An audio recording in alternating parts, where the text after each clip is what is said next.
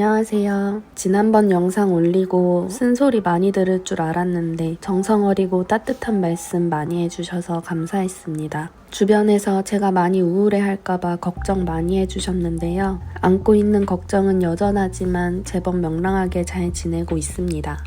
저는 원래 에너지가 참 많은 사람이었어요. 어렸을 때부터 춤추는 걸 좋아했고 대학에 입학해서 가장 먼저 한 일이 댄스 동아리를 찾아간 것일 정도로 춤을 좋아했답니다. 나중에 들어보니 혼자 동아리 가입하겠다고 찾아온 신입생은 제가 처음이었다고 하더라고요. 아무 생각도 하지 않고 춤에 몰입해 있는 그 상태가 좋았습니다. 공연할 때 주목받는 느낌은 너무 짜릿하고 중독적이었어요. 같은 것을 좋아하는 사람들과 시간을 보내는 것도 큰 기쁨이었습니다. 제 20대는 한마디로 관종이었던 것 같습니다. 지금 제가 맺고 있는 인간관계의 대부분은 대학교 이후에 만나게 된 사람들입니다. 1년 동안 연락하는 사람들은 10명 남짓 되는 것 같네요. 연락을 잘 안 합니다. 초등학교 친구는 한 명도 없고 중고등학교 친구는 한 명 있습니다. 오랫동안 따돌림을 당했었거든요. 따돌림의 중심에 있던 친구와는 초등학교 6년 내내 같은 반이었고 중학교까지 같은 중학교 같은 반이 되었습니다. 이 친구와는 중학교 2학년이 되고 나서야 물리적으로 떨어지게 되면서 7년간의 따돌림이 끝났습니다. 그 이후에는 대놓고 괴롭히는 따돌림은 끝났지만 뭐랄까 서로 인사는 하지만 같이 앉을 친구가 없는 그런 상태였던 것 같습니다. 그래서 수련회나 소풍을 갈 때 버스에 앉을 자리 찾는 것이 많이 긴장되고 곤욕스러웠고 조별활동 같은 그룹 활동이 있을 때면 공포에 가까운 감정을 느꼈었습니다. 중학교 3학년 때 수련회를 가게 되었는데 친구는 없어도 장기자랑은 하고 싶어서 장기자랑을 하겠다고 손을 들었고 그때 같이 장기자랑을 준비하면서 처음으로 친구라고 부를 수 있는 관계가 생겼습니다. 태어나 처음 사귀어보는 친구라서 저는 이 친구들을 정말 많이 좋아했습니다. 방학 때는 하루 6시간 동안 춤만 추고 놀고 그러기도 했어요. 춤추다 배고프면 밥 먹고 해지면 집에 갔다가 아침에 또 만나고 그때 정말 행복했던 것 같습니다. 이 친구들이랑은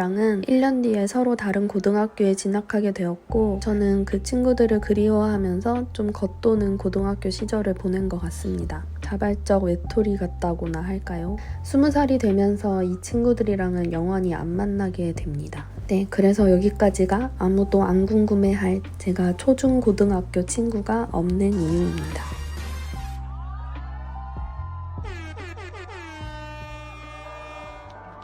대학교 동아리 사람들은 저에게 의미가 큰 것 같습니다. 태어나 처음 제가 스스로 선택한 세상이었거든요. 그리고 그전과는 다르게 살고 싶었습니다. 그래서 20대는 굉장히 활발하고 적극적으로 살았습니다. 이때는 성적이 좋고 돈이 많고 이런 거엔 전혀 관심이 없었고 오로지 싸이월드 투데이수, 박명록수 이런 거에 관심이 많았고 메신저에 대화가 많이 오는 것이 가장 부러웠습니다. 혼자가 되는 것이 제일 싫었던 것 같아요. 학생회 활동도 하고 동아리 활동도 하고 참 시끌벅적하고 재밌는 대학 생활을 보낸 것 같습니다.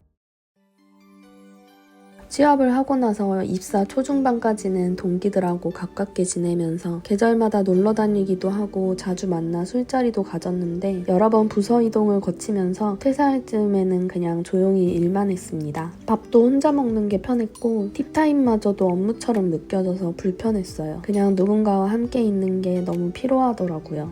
가끔 이런 내가 잘못된 건가? 성격이 이상해졌나? 생각하며 울적해지기도 했습니다.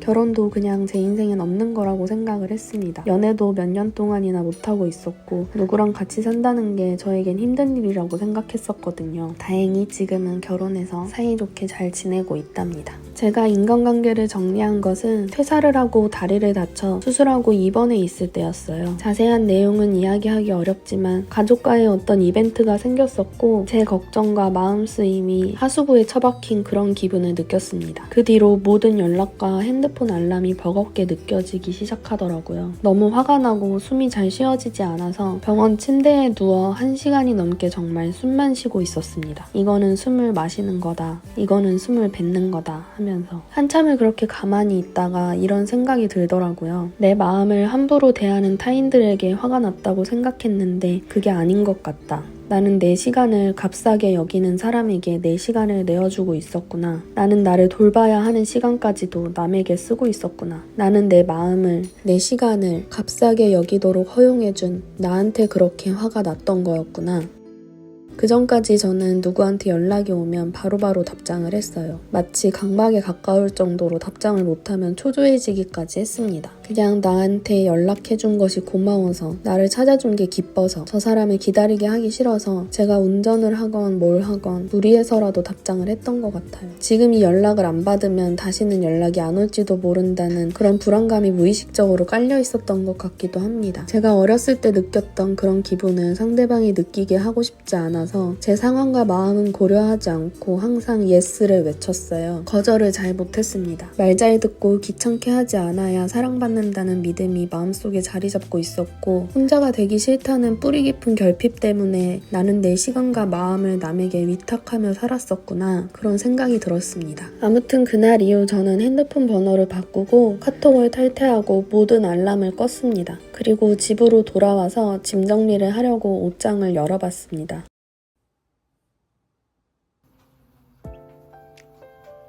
빽빽하게 들어찬 옷장이 마치 지금까지의 제 인생처럼 느껴지더라고요. 뭔가 침범당한 것 같은 그런 기분. 왜냐하면 내 옷장에 내가 좋아서 선택한 옷은 거의 없었고, 누군가로부터 받은 혹은 그들이 처리하지 못해 나에게 떠넘긴 옷들, 버리기 아까워서 입지도 못하는 옷들이 가득했거든요. 이 옷을 내게 준 사람의 마음이 고마워서, 그리고 근거 없는 나의 불안 때문에 입고 싶지 않은 옷인데도 이렇게 내 옷장이 터져나가게 많은 옷들을 이고지고 살았구나. 내가 버리지 못했던 것은 옷이 아니라 마음이었구나. 이런 생각을 했고, 물리적으로도 정신적으로도 정리를 하기 시작했습니다.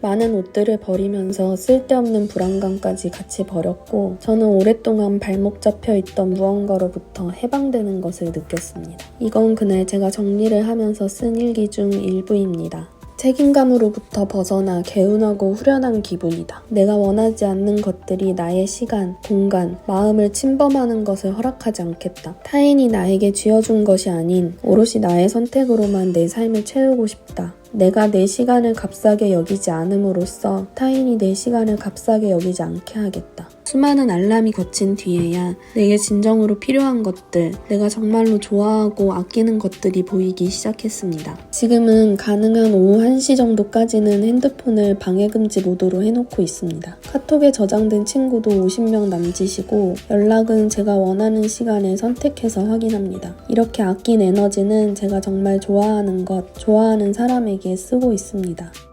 아직도 정리할 부분이 많이 남아있지만 이제 제 능력의 경계와 인간관계의 경계를 조금씩 알아가고 있는 것 같습니다. 어떤 물건을 내 공간에 들여놓을지, 어떤 사람에게 내 마음을 내어줄지 이제 스스로 선택할 수 있게 되었습니다. 삶은 선택의 연속이라고 하잖아요. 연락을 할지 말지, 이 물건을 살지 말지, 이 시간을 누구와 보낼지, 이런 사소한 선택 하나하나를 불안과 두려움에 기반을 둔 선택이 아닌 진짜 내가 선택할 수 있게 된다면 비로소 나다운 삶을 살 수 있게 되지 않을까요? 그리고 나다운 삶이 바로 성공한 삶이 아닐까 생각합니다. 저는 해가 잘 드는 우리 동네 수영장에서 수영하는 것을 좋아하고, 물속에서 가만히 물을 느끼는 것을 좋아합니다. 내 손으로 직접 만들거나 해내는 것을 좋아합니다. 좋은 재료로 직접 한 음식을 누군가에게 대접하는 것을 좋아합니다. 나의 경험을 나눔으로써 누군가 위로받거나 도움받는 것을 좋아합니다. 무작정 많은 사람이 아닌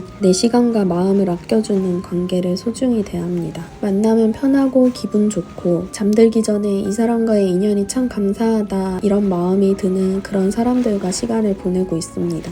내 유한한 시간과 에너지를 내가 좋아하고 나를 행복하게 해주는 것에만 집중하는 삶을 살아보고 싶습니다. 주체성을 갖고 스스로 선택하여 생긴 이 마음의 여유를 나와 주변에게 친절한 마음으로 되돌려주고 싶습니다. 오늘도 그런 삶에 한 걸음 가까워지는 하루를 보내려고 노력하고 있습니다. 여러분은 무엇을 좋아하는 사람인가요? 오늘도 귀한 시간 내어 시청해주셔서 감사합니다.